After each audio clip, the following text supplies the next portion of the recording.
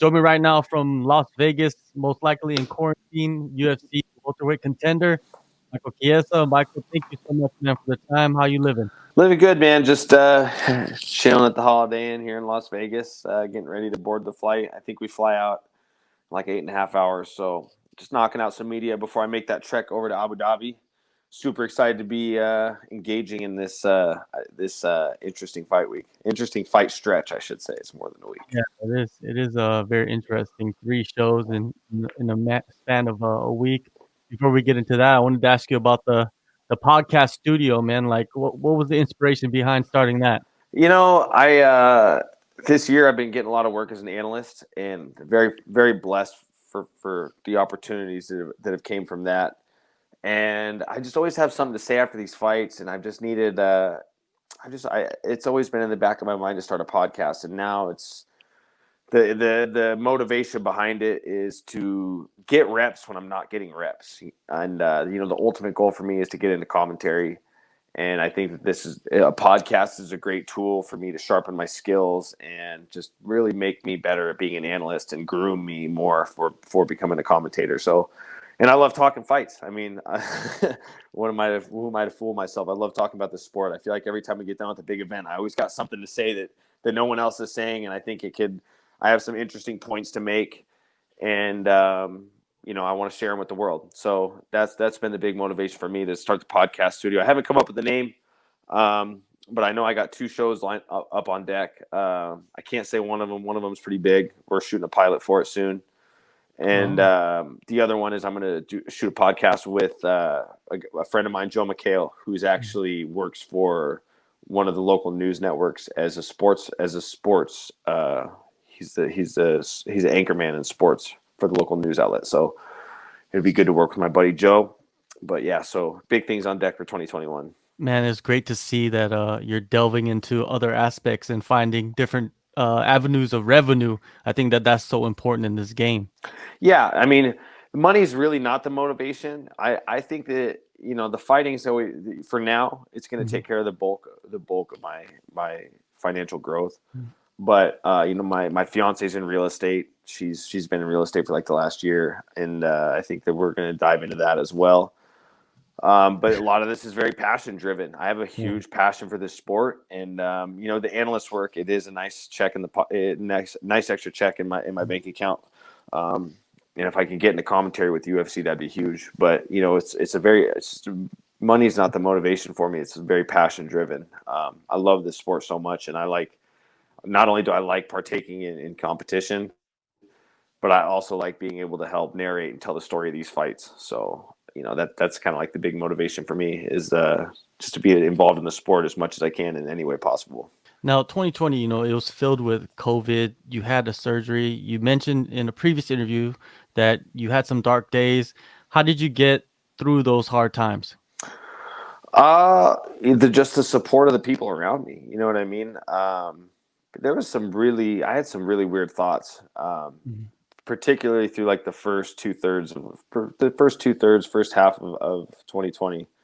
It's very challenging. I mean, the year started so great. I mean, I got the biggest win of my career over RDA, proposed to my girlfriend, got engaged, and was like, dude, I'm going to grab this year by the balls and just kill it. You know what I mean? Like, I just thought I was just going to be like the best year of my life. And it didn't turn out to be that way. And,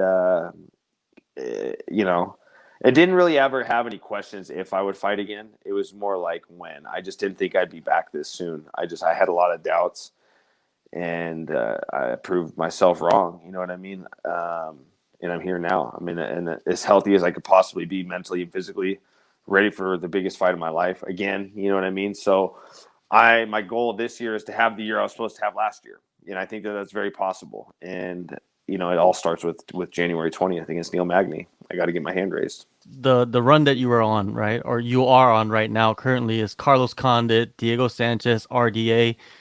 There's a lot of momentum there, but then on top of that, you've been out for a year. So do you feel like that momentum is still there, or is it like you're just thinking of this next fight as something brand new? For myself, the momentum's still there. I mean, maybe to the fans, and maybe people in the news within the MMA media, maybe that's the case. But I've always, I'm still here. You know what I mean? And I don't think the year off it's not a factor. If anything, it's benefited me. I mean, if you look at those 3 fights, they were within a 13-year stretch. So just over a year, I had 3 fights, 3 grueling camps, um, going through excruciating pain in my knee for all of them, and having to get stem cell treatment in multiple parts of my body through those camps.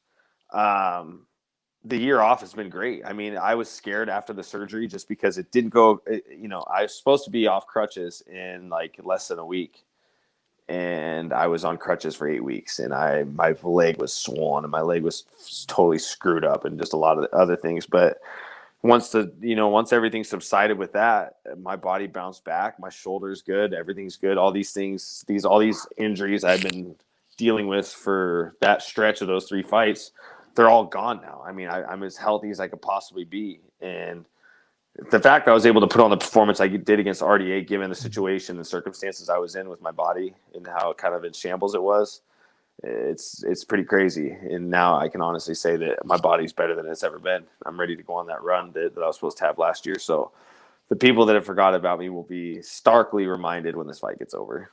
I want to go back to that RDA fight because I felt like a lot of people were underestimating you big time heading into it, and then you went in there and had a dominant performance.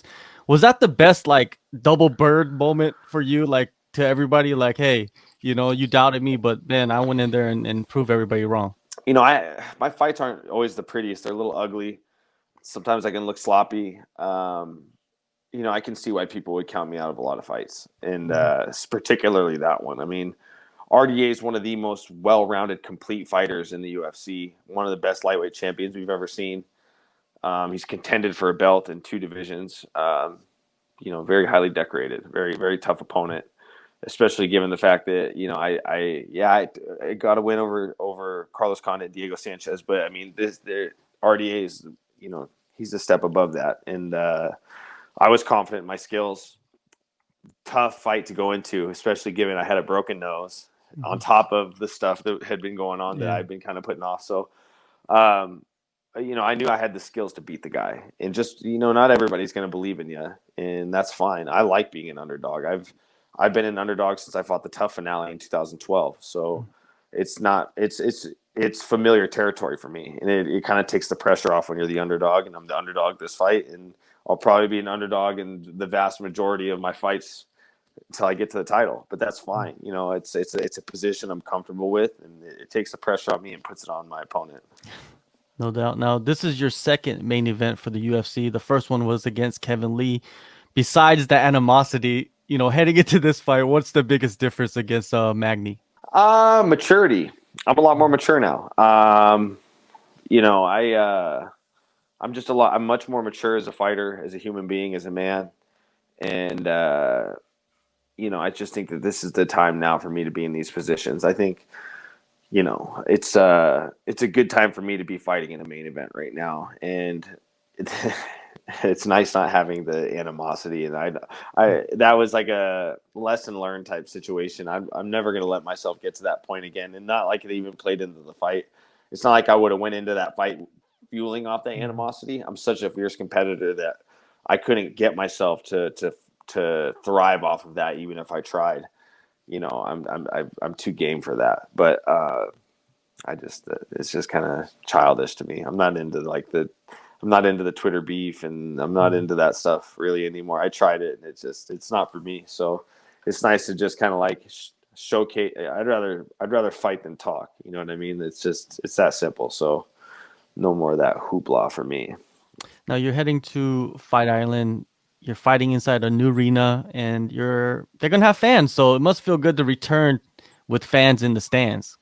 Yeah, dude. The fans are what made this sport what it is. You know what I mean? Like, they're the ones that buy the tickets, the pay-per-views, subscribe to the streaming services. They're the reasons that we're here. They're the reasons that I can make a living doing this. So, for them to not have the opportunity to come see these fights live has been very unfortunate. But you got to understand the climate of what's going on in the world and why these things are happening.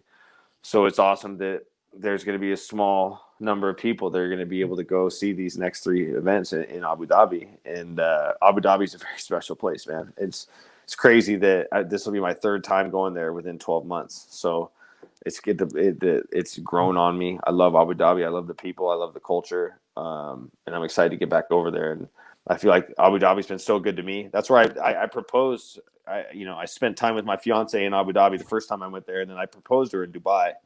So it's just, and then going to Fight Island for 3 weeks. It's a very special place to me. I hold it dear to my heart. And I feel like now I get the opportunity to kind of give something back and compete in front of the people. You and Magny have many similar physical attributes and the skill sets. There's similarities in the skill set also. What do you think are the intangibles in this fight? I think the intangibles really is going to be a lot of stuff that goes beyond physical aspects in the sport. I think it's going to be a lot of stuff that goes on here and in here. And I think we're both very gritty fighters. We're both very tough. In skill, like you said, skill wise, there's a lot of similarities, but I feel like from a mental standpoint, like I've got to broaden one of the most important tools in mixed martial arts, which is my mind throughout the course of 2020. Like working 9 events as an analyst really trained me how to look at these fights and how to study film and how to break guys down. And it's going to be something that I'm really going to have going for me this fight. And, I'm all heart. I mean, everybody knows that Neil's a cardio fighter, and the longer this fight goes, the more it's going to benefit him. But he hasn't fought a guy that's got the heart that I do. You know what I mean? And you pair that with the fact that I'm in the best shape I've been in a long time. I mean, you saw what I did against RDA, and I really didn't even get to have a full camp. Like I had 8 weeks of light duty training. I couldn't spar, I couldn't wrestle, I couldn't do anything involving hitting my face. And this is a camp where I'm in phenomenal shape. So going into the late rounds, I will be conditioned and I'll have the heart to go the distance if need be. So those are the intangibles, man. I'm all heart. You're gonna have to put me out to beat me this fight. Yeah, that is making this fight so intriguing in my eyes. Is you have that heart, you have the skill, you have the physical attributes. He has pretty much the same. You've seen him come back from the dead too. You know what I Dude, mean? That Hector so Lombard tough. fight, that's So tough. crazy, right? So tough, Yeah. and we're that's what's going to make this fight special is we're very much equal in a lot of aspects. You know what I mean? Like, yeah, he's a little longer, he's a little taller. Okay, you know what I mean? But skill wise, there's a lot of similarities. He's very, he's got a ton of heart. The Lombard fight, he took the Kelvin Gastelum fight on 2 weeks' notice and went 5 rounds in Mexico City at elevation. You know what I mean? Like, that says something. So, and he's a hell of a guy. I mean, he's an awesome human being. He's just a good man. You know what I mean? He's a father now. This is the guy I want to lay it on the line with. You know what I mean? These are the guys I want to fight. So, that's what's going to make this fight special. It's going to be an awesome main event on the 20th. Yeah, I'm really excited for it because I also look at it as a technical chess match too, and I feel like a lot of people are going to miss that when this fight happens. That you guys are so technically sound in your skill set too. Yeah, 100%. And I think that there's certain things I'm going to do that I'm going to surprise him with. I mean, I've seen how he's fought this last year. You know what I mean? And he's rolling. He looks good. He looks better than he's ever looked. And I mean, that says a lot because he was on a 7-fight win streak at one point. And he looks as good as he ever has in these last 3 fights. But, I haven't just spent this last year sitting on the couch. I mean, before I had my surgery, I actually got myself in really good shape before the surgery, just knowing that I would have time off. And then since I was able to get back to full training, like I think probably 2 weeks before I left for Fight Island, 2 or 3 weeks. So ever since then, I've hit the ground running, and I've spent time sharpening my mind and my skill set. I think I'm going to surprise him with some stuff. You know what I mean? I can't give away too many things, but I'm not going to be the guy that you saw last on January 20th of 2020. I'm a different fighter now. I'm a different human being, and it's going to be a fun fight. What's the perfect scenario for you? How do you finish this fight?